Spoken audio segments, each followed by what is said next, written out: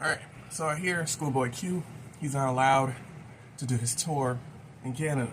Right now we're just trying to figure out, did Drake have anything to do with him not being able to tour right now? So I got this video by Leaky Archives. Let's see what's going on. Let's see what's up. It seems that following a series of major L's, Drake couldn't help himself from exerting some of his Canadian power, which could very well result in him getting dissed back into oblivion by Kendrick once again. I love leaking! Just yesterday, we saw Drake pull probably one of the most devious and sneaky moves of this entire rap beef so far by calling in his goons to cancel Schoolboy Q's Toronto Blue Lips concert. Drake actually made the call 2 days ago, but the concert was supposed to be last night, which of course did not happen, as even on the Ticketmaster website it says the show was cancelled by event organizers. If you ask Q, however, he would tell a different story, as his original tweet announcing the cancellation states that everything was shut down by Toronto police. This was debunked about 12 hours ago, however, as the Toronto Police Service actually sent out an email response stating that they had no role to play in the cancellation of Q's concert. It's okay, Drake. It's okay. Kendrick still got the missiles in his pocket. You want to keep playing? Keep playing. More stuff is just going to happen to you, you know. Ain't nobody trying to play your game. You're the only one trying to play a game. The beef is over. Everything is over. It's been settled. Kendrick won. You lost. He went on to tweet a few more times after receiving the news of the show getting shut down, with him saying if we wanted to get y'all, we would have just did it, and he even took the academics bait, responding to him on Twitter saying that he wasn't trying to pull anything nefarious. So the question now is, if Schoolboy Q was told the police made the call, but the police say they didn't make the call, who actually gave the order, with that answer obviously being Drake.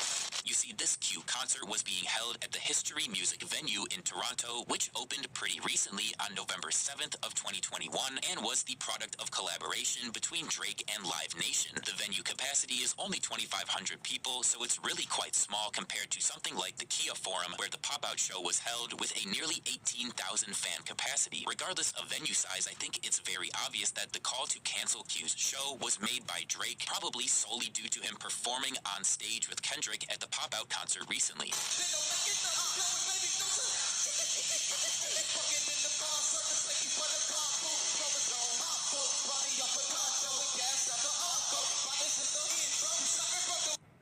You gotta think about it.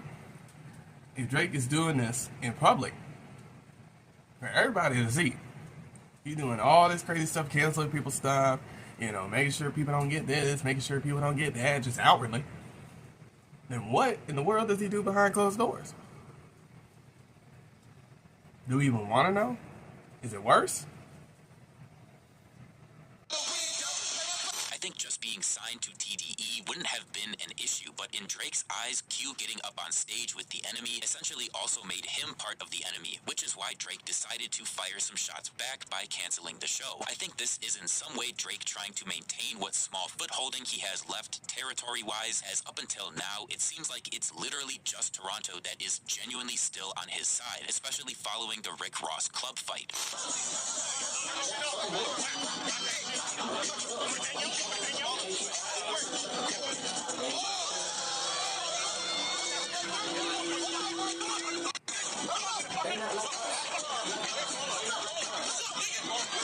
Overall, while it is a bitch move for Drake to directly exercise his power as a venue founder to get one up on Kendrick and TDE, I also think he's in some ways trying to provoke another diss track drop. We heard a few days ago that Drake was cooking up another Kendrick diss called Man in the Mirror, and while I'm not sure if him posting a mirror selfie is direct confirmation of this, it's clear that Drake is building up to something. I think he's still kind of tweaking, trying to track down exactly when Kendrick is going to drop an album, and perhaps Drake taking direct action with this show cancellation is a way for him to get the beef back on his terms, where he's taking control instead of constantly... There is no control he can take, though. You lost. That's the thing. You lost. There is no control. There's none of that. You lost. Give it up. You are so petty. You are beyond petty. Give it up. You lost. And now you're going to try to go off to the side. And now you're going to try to make it all up. Now you're trying to catch up. Well, you should have been catching up. Near Heart Part 6, you shouldn't even release Heart Part 6. You should have been catching up then. Why didn't you catch up then? Because you weren't ready? Okay. But you were talking at Kendrick some type of way. You should have been ready. You should have had everything down. Ready to go. No time for all this, I'm going to get back at him. Get back at what? The world? The world looking at you crazy. You really want to challenge the world? Go ahead. It's not going to work. And you can stay in Toronto, stay in Turks or whatever. It's just never going to come to be. You lost, and that's the end of the story. What more do you not understand? You trying to stand on something there's nothing to stand on. You over the water. You drowning. There's nothing to stand on. I mean, a good chunk of your fans, I don't know. It seems like they're not really on board with you. I mean, you hyping them up with this Man in the Mirror track, but it will never take away the severity of the beating that you got in Not Like Us and all the other diss tracks. People still analyzing those diss tracks.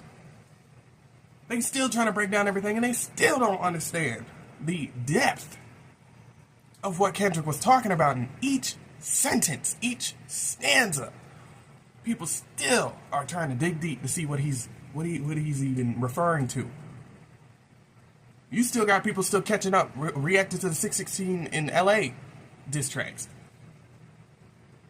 Once someone goes in depth and keeps going with these other ones, and they analyze the music video, what more can you do to counteract everything? You don't have anything on Kendrick. And if in this Man in the Mirror, if you have, I don't even know. What else do you have? You don't have anything. Being taken by surprise. We also saw a few days ago a pretty monumental W for Kendrick and his side of the beef when he surpassed Drake in monthly Spotify listeners. As of right now, Drake is hovering around 74 million, while Kendrick is at a healthy 74.5 million monthly listeners, showing just how hard this beef has been affecting Drake. A lot of Drake fans are trying to say that Not Like Us returning to number 1 on the Billboard Hot 100 and Kendrick's rise in monthly listeners are due to bots or faked streams, but I think this is just genuinely a reflection. Why? I already said this. No. If everyone in the world is listening to it, no. Drake fans, get it out of your head. Stop. I told y'all, you can stand on ground on what it's okay to stand on ground on what you like. It's okay. And it's okay to stand on ground when it's morals time. When it's time to put on the real backpack. When it's time to be like, hey, okay, I like this artist, but the stuff they doing, I can't rock with it because the art and the person, it's kind of melded together. It's hard to listen to those songs and then recognize he's talking about underage people. You know what I'm saying? It just takes a little bit of toughening. Just be straightforward. Just be real. Be like, hey, nah, I'm good. You don't gotta go through all these mental gymnastics like academics. You don't gotta have the knee pads on. You don't gotta have the armor. You don't gotta do all this. You can like something and then not. It's okay. You can change. It's not like, oh, business always gonna be this. No, you don't always have to be a Drake fan. You can just give up the towel and be like, okay, I can find somebody else to listen to. How about I go listen to the artists that were actually writing his songs?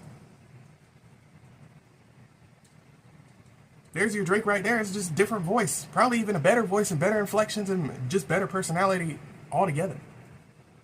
So you don't have to listen to Drake. You can listen to somebody else. You don't have to. Especially when he's doing crazy stuff. You don't got to. If something were to come out with Tyler, the Creator, something crazy, he getting taken off the playlist for me. He getting taken off of this, taken off of that, taken off of that. You know what I'm saying? It's just simple. I like him, but you don't know him.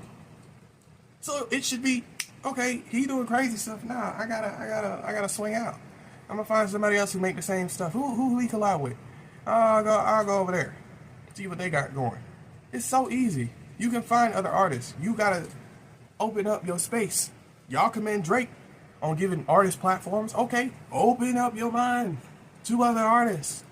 Open and go listen to other artists. Give them a chance. I promise you, you'll fall in love with them. But also give them that same boundary of, okay, I don't know you, all right?